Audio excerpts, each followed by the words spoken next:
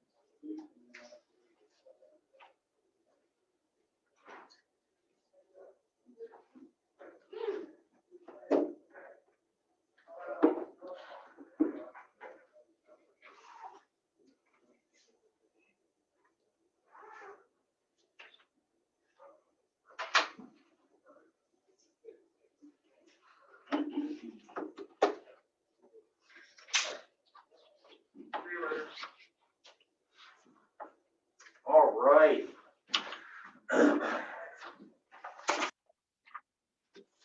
Let us begin.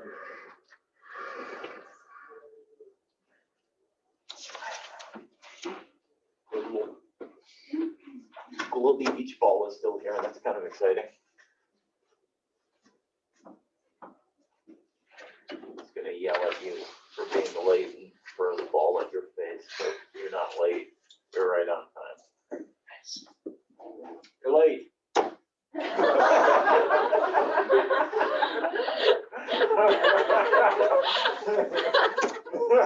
That was a nice dodge. Not so much. I figured you know volleyball, you were fast reflexes. Morning. All right. Well, let's start there. Chapter 10, I asked you to outline it. Good times? How did the outline go? No problem? It was nice to be told to skim something instead of read something. Did you like outlining? How many of you are the types that actually enjoy doing an outline? And how many people, I see Sean kind of like slowly, this was not enjoyable for you. Anybody else like this was a total pain in the butt?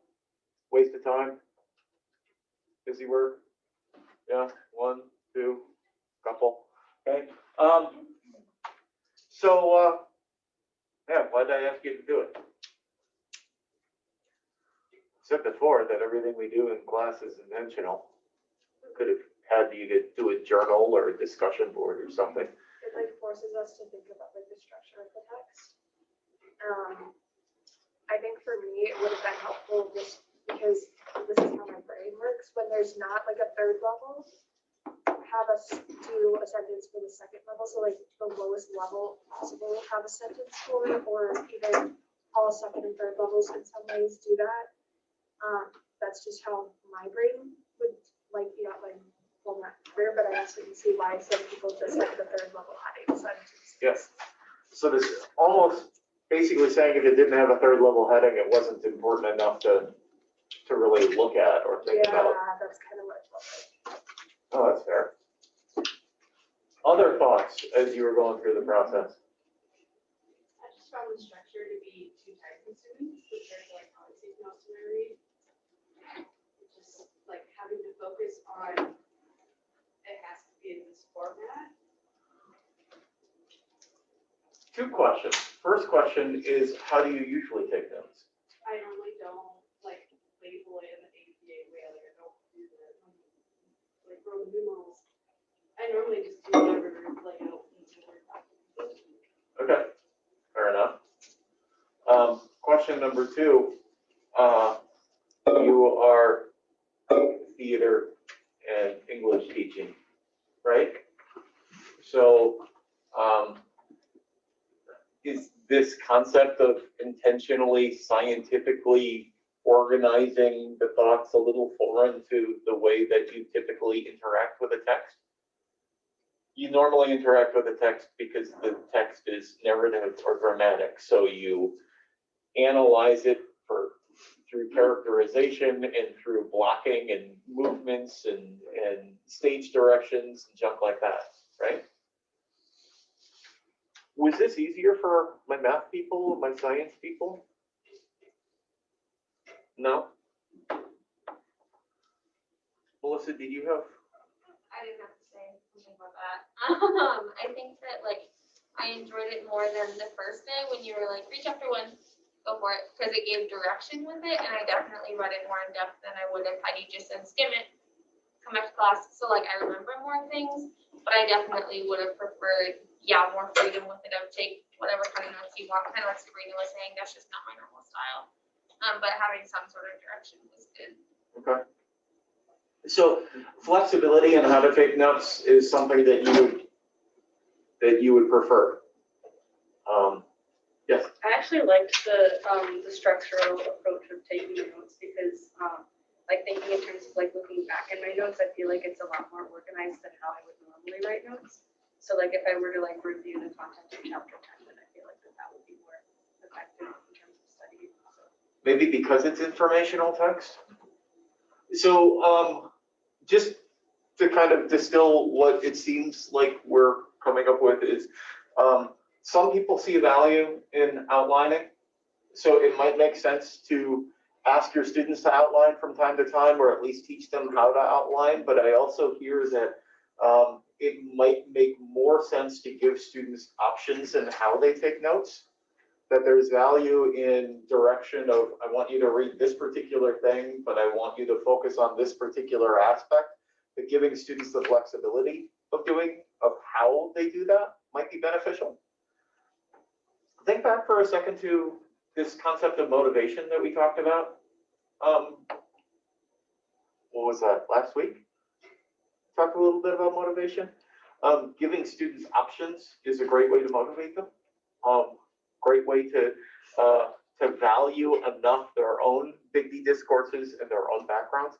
So it might make sense to show them various types of note-taking, such as outlining, such as the dialectic journals that I showed you on Monday with, there's a quote and then there's a page number and then there's your own thoughts about it. And then giving students the option on how they want to do things like that. How early is it reasonable to expect that students have multiple choices in how they interact and take notes on a text? Is this something that obviously college students can do it? Obviously high school students can do it. I would certainly think that middle school students could have various types of ways to take notes. at what point is this something that might be strategically logical for students to learn how to do? Learning how to take notes on in different ways for different genres and for different purposes. I'm in third grade class right now. They filled out like a graphic organizer yesterday. Good. So I'd say maybe like third or fourth, they can start doing their own notes in the line. And a graphic organizer, essentially, the graphic organizer that I'm guessing Hannah's teacher had them fill out, and the outline that I asked you to do, essentially, these are just comprehension guides, aren't they? In the grand scheme of things, this is just a way to walk students through text. So here's another question for you. Can you have students do the same type of thing for a podcast? For an alternative piece of text? Could you ask students to do this for a movement in music? Could you ask students to do this for a game that you're playing in PE? So why don't you kind of turn to a partner or three, and then kind of small groups. Just talk about one particular non-traditional piece of text. That could be a movie, it could be a song, it could be a podcast, it could be a science experiment, it could be like an outdoor adventure type of field trip. I really don't care, but some other way that, apart from the traditional text and traditional genres, that you could potentially leverage some sort of comprehension guide, some sort of, whether that's outlining or, what was a graphic organizer for non-traditional text, right? So like 3-4 minutes, just kind of brainstorm some ideas, okay?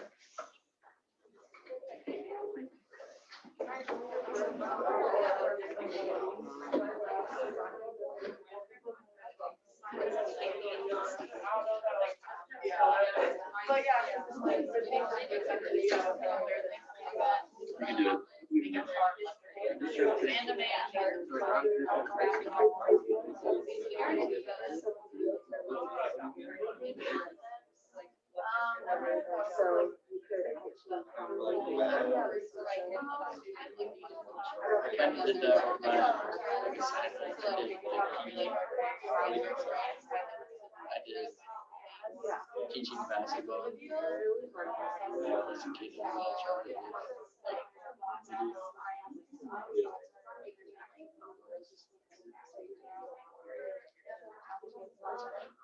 With history, there's a lot of like analyzing text and analyzing artifacts and stuff.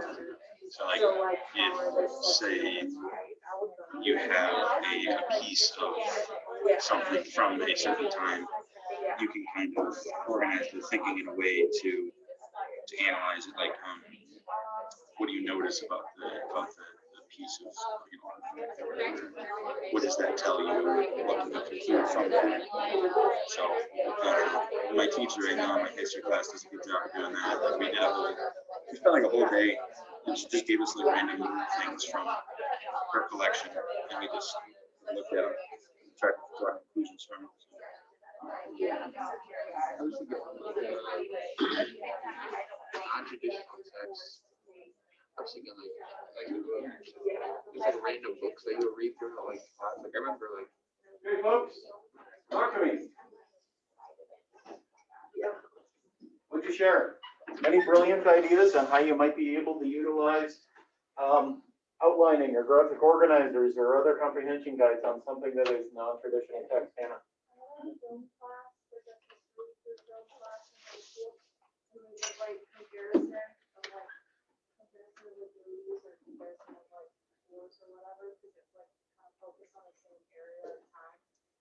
we would do like compare and contrast like through a Venn diagram. So like what was different and then what's the same and like what did this movie do better? What did they get wrong about like history? Good. Yeah, Venn diagram can be great as far as compare and contrast, as T-charts and things like that. Good. Other options? I'll just count of like with a basketball game, like if they're playing man to man, like these are the plays that you run. If they're pressing, these are the plays that you run. Some of that counts, but. No, absolutely. Yeah, it definitely counts. I think that's probably the job of any head coach, is to do a little bit of scouting and to recognize where their weaknesses are. And no, I think that's really smart. Good. What else?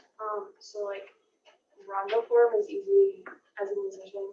So rondo form is when you have a piece of music and it's A, B, A, C, and all the A sections are the same and the B, C, D, whatever, so on and so forth are different.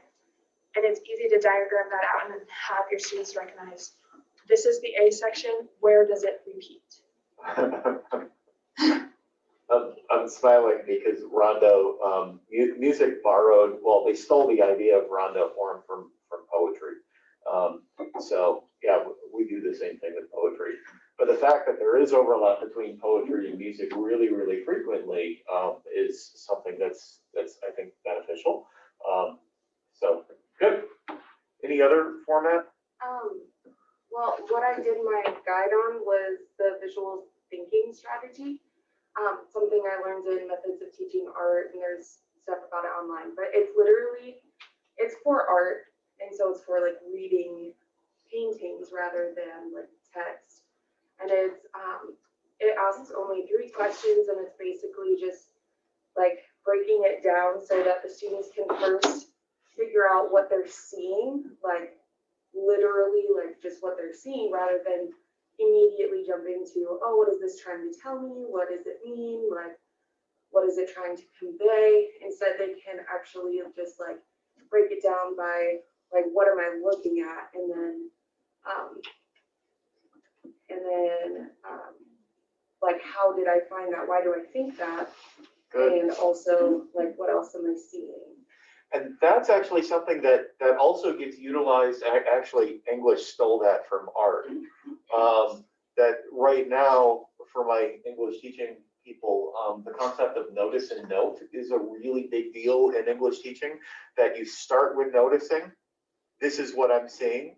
And then afterward, that's when you have, after you've done all of that background information, you kind of set things up for why is it important. I could see the same thing being significant for a biology classroom. You know, you're dissecting something, well, notice and note. Let's start with, what do you see? What are you experiencing? What are you witnessing? It could be the same for music. What are you hearing, right? A chemical reaction.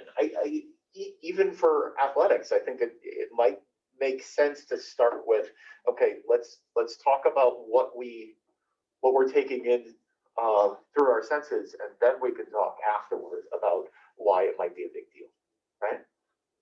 Good. Other things? So we talked about how you had like brought up the idea of like a podcast being like a non-traditional text and stuff like that. And we thought it probably like when like you look at taking notes and like students like going through it, podcasts are a lot harder to sometimes understand just because they're not visual. And we've learned that a lot of students are visual learners, like watching a video is easier or watching a movie. Right. So yeah, we kind of went like the other way of like kind of like critiquing how podcasts might not be the best form of like taking notes on a non-traditional text, just due to the fact that like it's not as visual as students may like, or sometimes it's harder to like go back or go forward. So just because in text you can always like look ahead, or you can always look back, or even like with videos and movies, like you can always rewind or fast forward. Right. I guess as far as like fair balance, you can go back in a podcast, but it's not as easy. It's not as intuitive. And maybe this is a good time to talk about genres and podcast as almost its own genre, right? Like you can fit other genres, but if it's just audio, I think you're right, and that it needs to be used sparingly. At times, I think it's really, really beneficial. So I try to use some podcasts in my classes. but I also try to not to overuse it for that very reason, because I like them, but I like them on a surfacey level. It's really hard for me to really dive deep into a podcast because it's harder to take notes. It's harder to really analyze it, right? So, good call. Other things that you might have chatted about. I saw Destiny had some message to you. I was just kind of glancing over there. Let's see. Nope. All right, fair enough, Destiny. Thank you. Okay.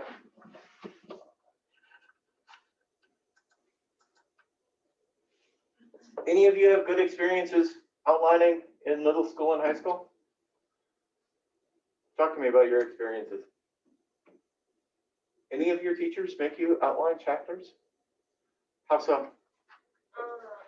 In AP history, we went through like the beginning of the year how to do a specific outline and like specifically for a paper that you're going to be writing, not necessarily outlining chapters, but outlining how you want to write so that you can have that as the basis for your essay. Okay. Good. Luke?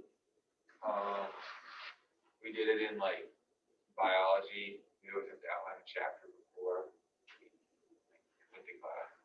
Yep. I had to do that for biology too. I hated it. It was awful. It was a colossal pain in the ass. But now that I think about it, it actually worked pretty well because it forced me to dive into the text.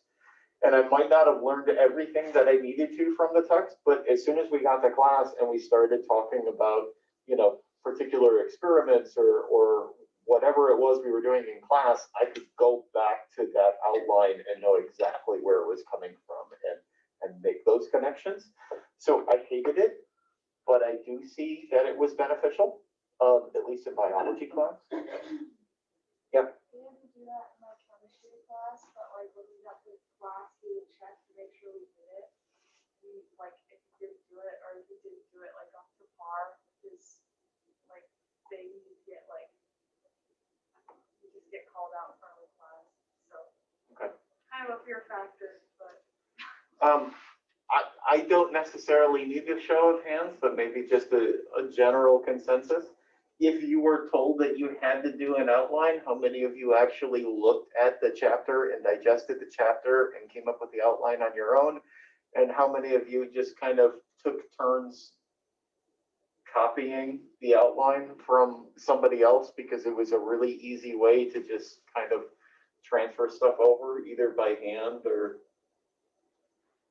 you're all looking at me like, oh, I would never do that. I totally would have done that, and I did fairly regularly, admittedly.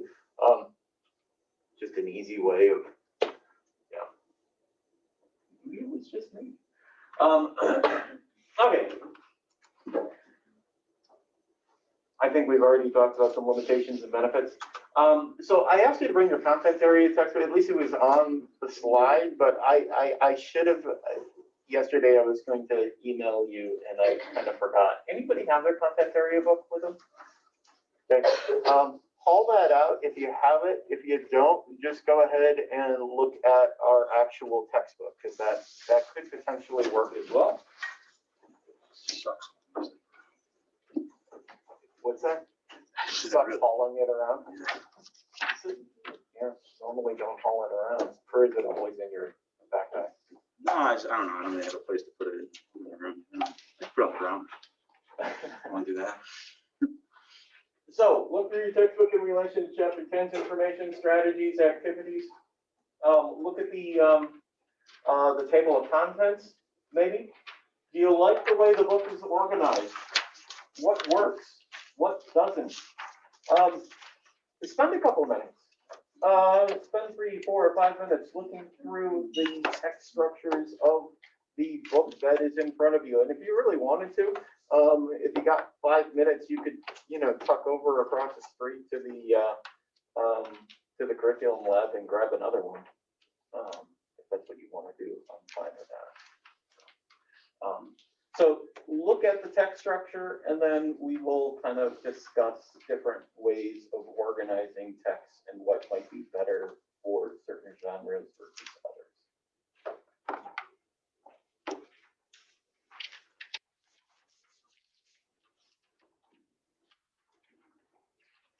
Oh, and by the way, if you would prefer, you could also look at an educational website, because there are organizational patterns in websites that are also very, very important.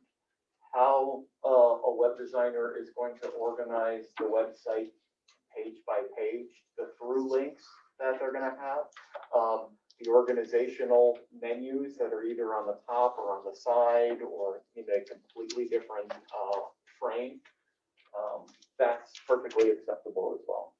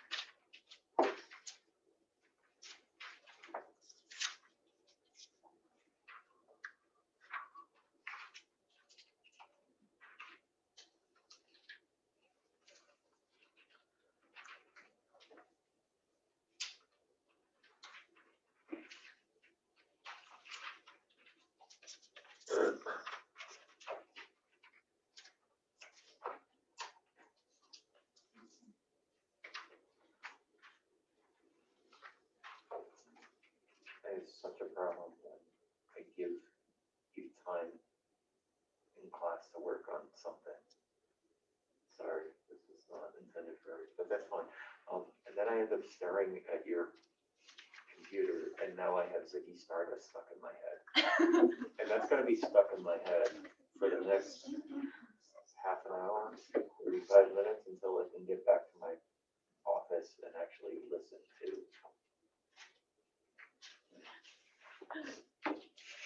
freaking earworms.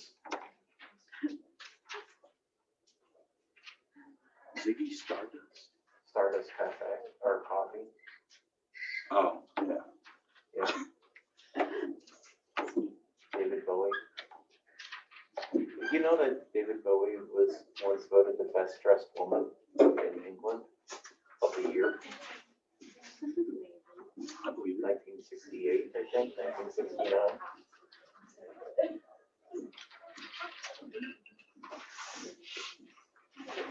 Very fashion forward young man, woman, whatever. Labels. All right. What are you noticing about the text structure in your book? Is it similar to, for those of you who are using something different than this book, is it similar to how this is organized? Chapter by chapter, section by section? Not so much? Depends on like what part of the book I'm looking at, because I'm looking at like, You're looking at sheet music. yeah, it has, but it's like also a textbook that like I have used like throughout my entire orchestra career. So, Okay, just kind of walking you through it. yeah. Okay. But like there's also parts in here that I had teachers never look at. And I'm like, why did they never look at this? Because it's teaching me, it's talking about stuff like I'm just now realizing in college and teachers are not just now talking to me about it. So I'm like, this is stuff that could have been really useful when I was going through these books. Good, and? That's kind of interesting, like it's got this table of contents, like practice thing in the front. So you can see like some of them are circled in. All of these are like different pages and then different like numbers of like little exercises and they all like focus on different things. So like it's pretty cool. I used it in high school and so like the teacher would like circle in the thing that they wanted us to do. Yep. And we were done, like cross it out. And then it like has a practice chart too, so I thought that was really cool. I really like the way it's like laid out because it's got like all of the specific areas and like a different area of the book, but the units are like spread throughout the book. Okay. So it's kind of interesting, kind of different. Might be a little bit difficult to use with like younger kids since it doesn't have like a clear. There's not a clear structure, but it's Yeah. more of an interconnected Yeah. progression It's thing. like unit 1 is on page 5, 6, 21, 49, 58, 62, and 72. So it's I could see that being a little yeah. confusing. It's more for like upper high school though. So Okay. yeah. Good. Other things that you're noticing about the structure? Yeah. Since I'm reading a literature book, it like goes through the story that they want the student to read, and then after you read the story, it gives you a little like information about the author, and then after that, it has like the important vocabulary that you use to learn how to use it, and then at the end of the book, I just realized that they have all these life skills, like how to change a flat tire, and In a lit book? yeah. How to use literature in life. And I was like, how to change a flat tire, how to correctly do your laundry. That's interesting. Yeah. I wonder how they figured that out on how to leverage something like that through literature. And I wonder how a teacher would, or if a teacher would even notice. Like, I didn't notice, now I'm having a hard time finding it again. So, how many of you, when you pick up a book, the first thing you, like a textbook, the first thing you do is look at the table of contents? Anybody else do that? 1, 2, 3, 4, like 4 or 5 of us do that. The appendices. Did you notice that there are appendices in this book? There's a few of them. And then there's the references section, and there's the subject index. There's a name index for all of the researchers. Appendix A, I like that because, it's affixes. And then there's prefixes. And it's geared more toward vocabulary, which we're going to get to in a minute. There's a bunch of graphic organizers in Appendix C. Not necessarily sure if you've noticed that, but it could have, honestly, you could have stolen some of those ideas for your comprehension guide. I intentionally didn't mention that to you until now. But yeah, you could have had it. Did anybody notice that? Page 419 of your textbook, 418 of your textbook. So there are reasons to walk students through the structure of books. I'm not saying that this is absolutely essential for absolutely everything, but there are some things that could be really beneficial. A mathematics textbook, obviously, more often than not, the odd answers are in the back of the book, right? But that's not the only thing that's in the back of the book. There are a bunch of really helpful tables. Science textbooks, there's really good information at the back of the book. You're not necessarily going to find the same types of things in the back of a book if you're like teaching Jane Eyre, right, Maddie? But at the same time, there are other reasons to look at the structure.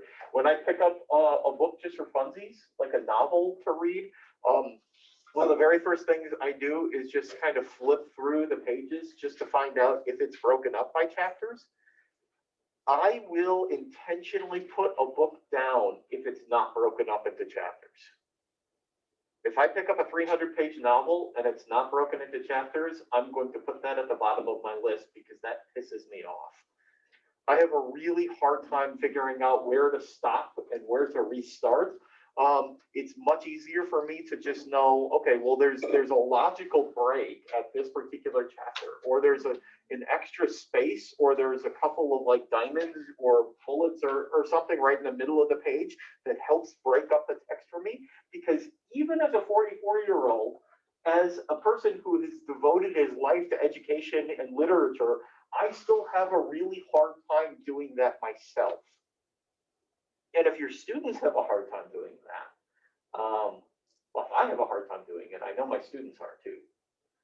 How about those of you who are looking online? There were at least a couple of you looking at a website, I assume. How was that structured? Did you notice any similarities between how traditional text gets structured and the website? Emily?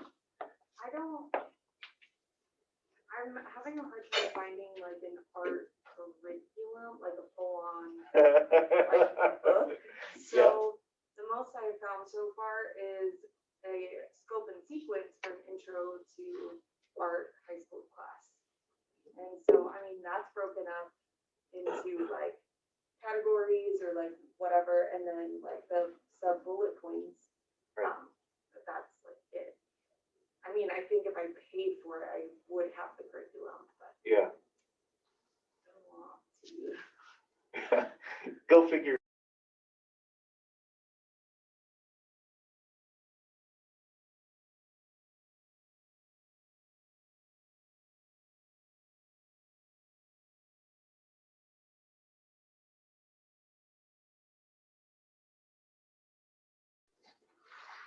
All right, well, let's groove. Unless Destiny, you have something else to? Oh, internet connection is unstable. Fantastic. Never mind, Destiny can't hear me anyway. By the way, we are now. It's a really crappy segue into vocabulary. Yeah, in the back of textbooks, sometimes there's a glossary. Vocabulary. Okay, that's our, okay. I wrote this mostly because I like words. In order to prevent a break in fluency, which is both imperative to and compulsory for meaningful comprehension, discipline-specific words need to become an inherent part of the reader's vernacular. That is the socio-cultural specific normative lexicography. Right? Sounds like an English teacher? So this is a picture of an actual bumper sticker that I purchased for my car. I sold the car, but the car is still running around Orange City, and occasionally it's parked on 3rd Street, right around Colorado, or issue obfuscating prolixity literally means avoid unnecessary wordiness. I special ordered the bumper sticker because I thought it was funny. This is obviously an English teacher's car. This is in the back of my car. In the front of my car, I used to have a hula dancing girl with a picture of Shakespeare on the face. So it's like a dancing little Shakespeare hula dancer. Like super, super dorky English type stuff, right? This is, anyway.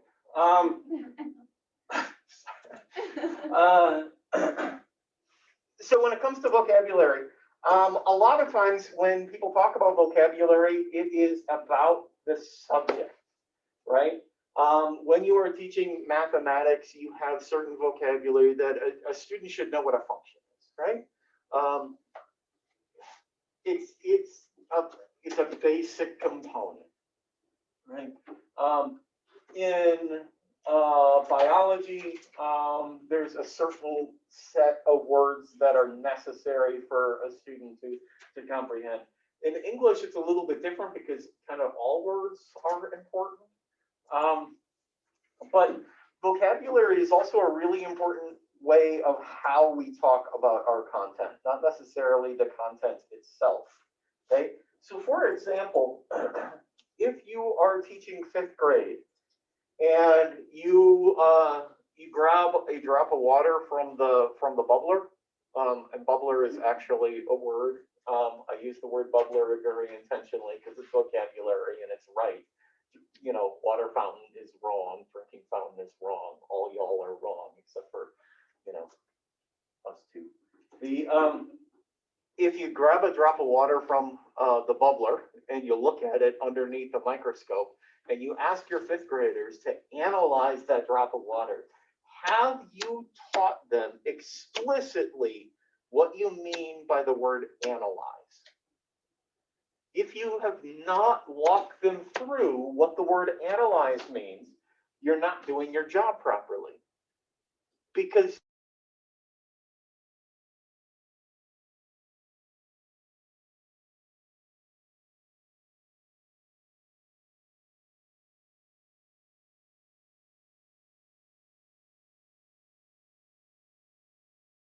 for Taylor, right? And analyze in Maddie's class is going to look a lot different as well. That's just, so it's not necessarily just the vocabulary that is part of our content, but it's how we teach the content as well. So as an English teacher, I used to throw out a bunch of words all the time: setting, irony, theme, tone. But the very first thing I did on the very first day of school, whether I was teaching freshmen or I was teaching AP seniors, was I went through all of the words that I threw out just willy-nilly to make sure that everybody understood exactly what I mean by setting. Because a lot of times I say setting and the first word out of your mouth is what? What's setting? Huh? Where something takes place. Okay. But it's not just where, it's also when. And most students, when you say the word setting, it might be in the back of their head, but it's not kind of at the tip of their tongue. And it was important for my students to recognize, especially for a guy like me, and I'm guessing for a history major, when you're talking about setting, that it's where and when. The when is significant. It's a big deal, right? If I asked students for tone, what's the tone of this poem? What's the tone of this short story? People understand kind of the word tone, but until I told my students, have your parents ever used, don't use that tone of voice on me or with me. That, as soon as I mentioned that, then suddenly, oh, it's the attitude behind the words. It's not necessarily what's being said, it's how it's being said. Then suddenly tone makes sense, right? So teaching your students specifically the words that you are going to be using in order to teach the content is important, okay? So question for you, how do you remember learning vocabulary in some of your classes? The class, let's say for secondary people, the class that you plan on teaching. So if Jen plans on teaching math, how did she learn the vocabulary for math class? Was it intentionally taught or was it not? For Emily, was the vocabulary and art intentionally taught or was it not? For Jenna, was it the English vocabulary? Was it intentionally taught, or did you just kind of have to look up words that you didn't know when you were reading one particular play or book on your own? I'm curious. Were you taught specifically vocab? And if so, how so? Betty? We were taught, or I was taught, vocabulary. We had this big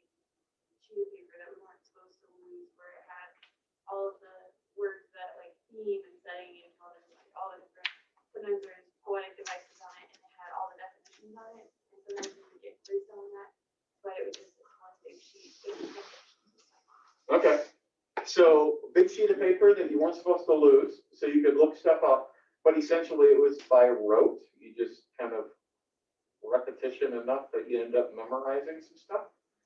Okay, other things? Good. We use Membean. It's like a website. You used what now? Membean. Okay. And we did like 15-minute sessions, and you had to do 3 a week, and then it was basically just vocab, and you had a test at the end of the week. Did it work for you? I mean, I'd say so a little bit. It was kind of annoying sometimes, but What do you mean, kind of? It kind of worked.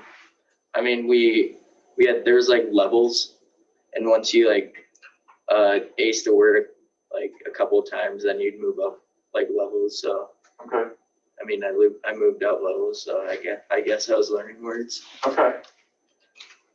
We'll come back to you. Great. So my English classes, like whenever we were doing like something with like a novel or a poem or like any lit, my English teacher, she would give us like some definitions at the beginning of the unit. She'd be like, here, I just sent you guys something, take a look at it. They're like words, important words and stuff like that. And it's like kind of like almost introductory notes to like what we were getting ready to work on. Okay, But then we also had these like vocabulary workbooks. It was vocabulary for the college bound okay, and stuff like that. And so she started doing it with only the freshmen, sophomore, and juniors. But then my senior class, she started doing it for seniors as well. So there's A, B, C, and D. I think there's also more after that, but we didn't get all the way through the last book and stuff. Okay. Yeah. And so we would have 10 to 15 words, sometimes maybe 20. Mhm. And we would also have word parts with it. Word what? Word parts, like prefixes and stuff. Oh, okay. And roots and stuff. Gotcha. Yeah. And so every so often we would be tested on a group of word parts. So most of the vocabulary for that part. And for the word parts, we did have to we were assigned specific word parts that we had, and we would have to find the definition, a word that uses that specific word part, and then write it in a sentence. In the hope that if you learn word parts, you can utilize those parts to figure out other words that you might not know. Yeah. Melissa? In elementary, then each week we had like a spelling test on Friday and everything, but it was very leveled groups, and so your spelling words were also your vocab words. Good. How many of you had that where on Monday, at the beginning of class, they would give you a list of like 10 to 20 words? Maybe you took a pretest for spelling, and then on like Thursday, maybe there was a review, but on Friday, you were given a quiz on vocabulary, like a matching quiz or a fill in the blank or something like that. How many of you, when you were going through that, and that's quite a few of us, got the words on Monday, didn't look at them until like Thursday night or Monday morning or Friday morning, and then you learned them for the quiz, and within 10 minutes of taking the quiz, you forgot all the words? Almost as many as it initially admitted that they had the same. Okay. So I think there are better ways to learn words than just, rote memory. It's possible that that website that you were mentioning earlier is one of those ways to be a little bit more intentional, a little bit more intuitive to how we analyze words. So go back to your content area textbook, if you have one, or website or whatever. There are some websites that actually link to words. Depending on the browser that you're using, you can sometimes right-click a word and look up the definition, which I think is freaking brilliant. I love that. But the fact that it's available doesn't necessarily mean that students use that. Do you ever use that, by the way? The right-click on a word thing? 1, 2 people, 3 people? And just kind of take a look. What methods does the book provide for dealing with difficult vocabulary? And again, If you don't have your content area book, you can use our content area book.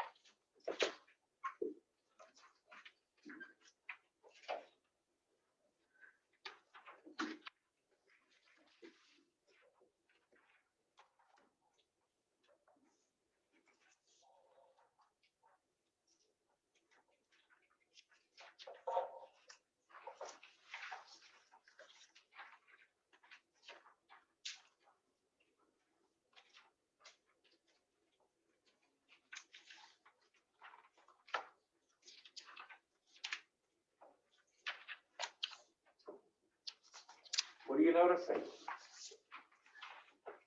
Anything in those books? This is a word bank for every lesson, and then the word bank are also highlighted in the text. But I mean, I have the teacher's edition. I don't see any glossary with those definitions though. So it seems like they're drawing attention to words that might be difficult, but not giving them a way to figure it out because I am a teacher. Okay.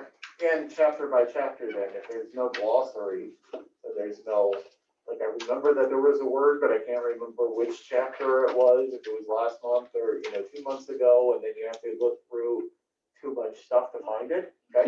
So there would maybe be a way very quickly in 2 minutes that you recognize there might be a way to improve the textbook for vocabulary. Other things that you're noticing. So like in this, they have a little bit of vocab like at the beginning when they introduce like a new topic. But like in terms of like all the etudes and songs, they have different titles, they have different like tempos, they have different descriptors, and they're not explained at all. So you have to expect that the teacher like knows them. You have to get them from the teacher. So And just because the teacher knows them doesn't necessarily mean that the student knows them. yeah, or they'll explain it. And so it's like, yeah, some of this as a musician you sort of know already, but like you have to provide more because this is not enough for a student. Right. And even if they have the words, that doesn't necessarily mean they have the notation that's connected to the words in the music, right? Some things in mine that I thought was cool. In the front, it has like a fingering chart for the clarinet, which is basically like the vocabulary of the clarinet. Yeah. And then it also has like a trill chart. So like it's like when you go between two notes. So I thought that's interesting because some of them are really hard to like work out because they have different fingerings. I think that's great. Really nice. Sometimes vocabulary looks a little bit different than words that we don't know. Sometimes it's the fingerings for a clarinet. Good. Yeah. Mine has it underlined, and then underneath the passage, it has a definition and how to sound it out. Anybody else have that there's like footnotes, like in every page? I kind of like that if there's footnotes. It makes it really easy just to like scroll your eyes down to see what the word is. Sometimes it's written into the margins on the side. Sometimes you have to look back at a glossary. Sometimes it's not there at all. This is actually one of the reasons that some students prefer online textbooks, is it's easier to look stuff up. This is one of the reasons that some students have a really hard time reading fluently, is because they don't know what certain words are. We'll talk more about this on Friday, that there's a certain percentage of words. If you can't hit a certain percentage of words, you cannot understand what you're reading.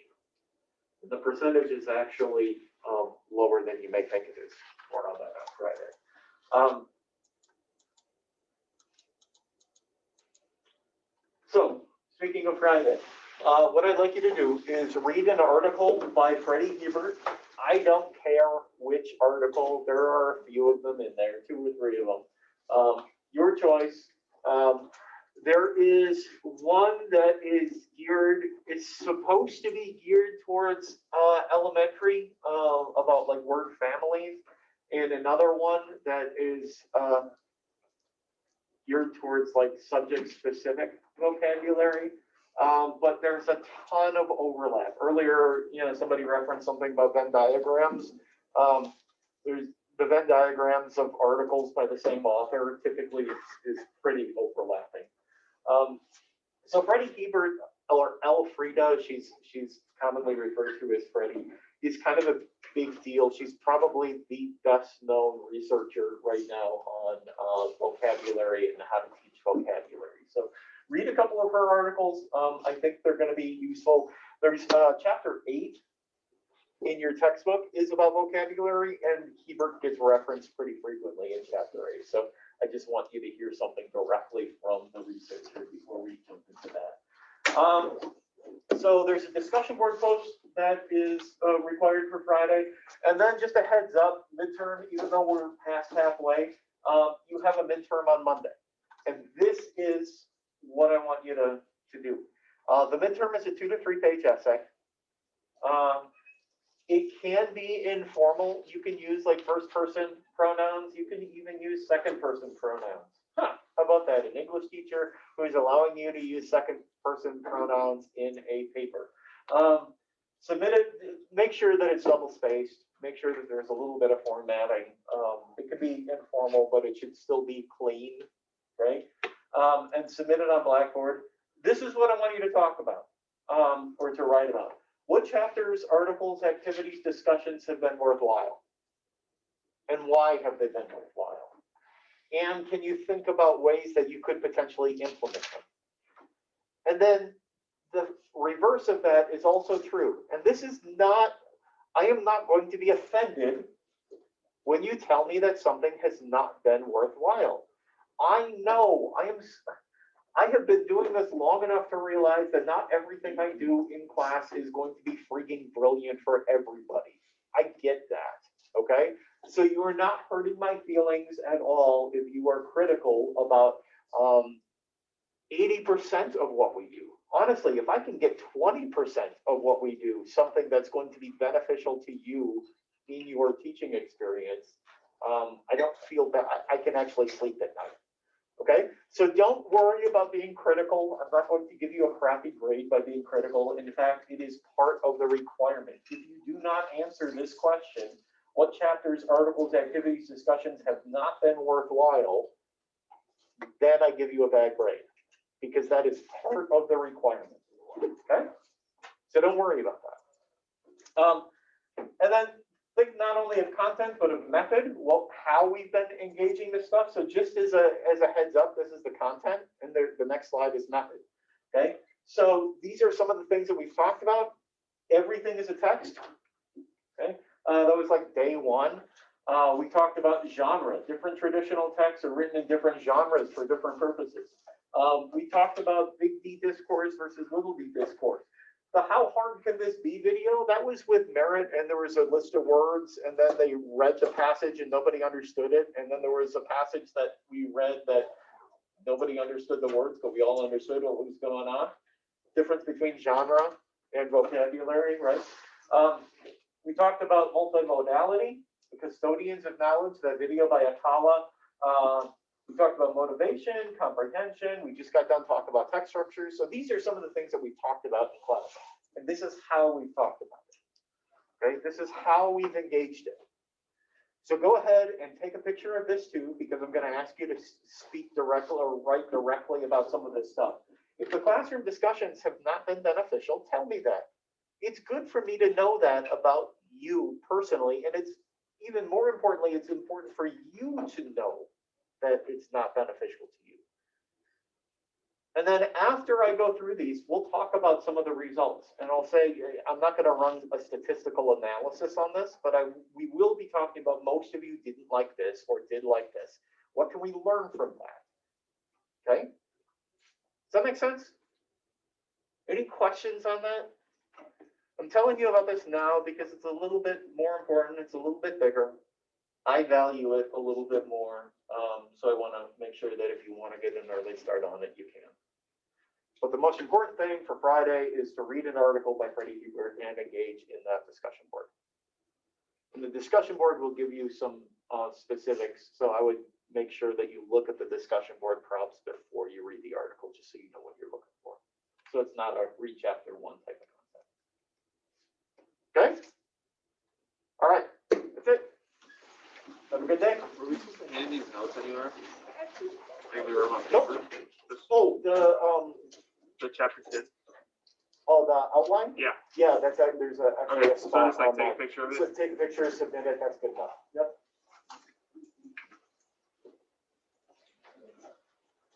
Hi, Destiny.